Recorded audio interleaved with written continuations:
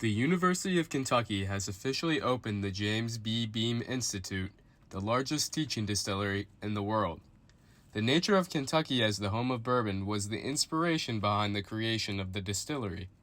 Its addition on campus means Kentuckians can be formally educated in the bourbon industry. So the classrooms are intentionally laid out. So what we thought about was, okay, you want to be able to create a problem-solving environment, not just a death by PowerPoint environment.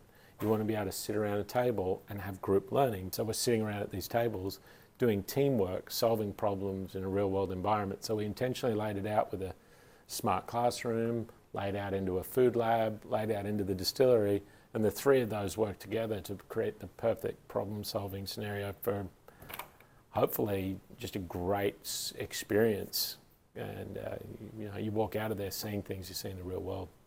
DeBolt also believes that alumni of the Beam Institute will be able to have bourbon-centric reunions after the whiskey they made in class has aged. The folks coming through are going to be, and I haven't said this, they're the industry of the future.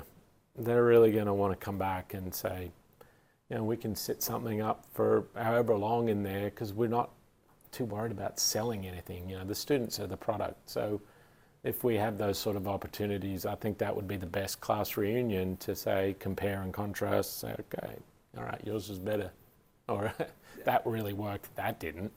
And wow, what I've learnt since then. And I think we'll get to a point where that's definitely possible.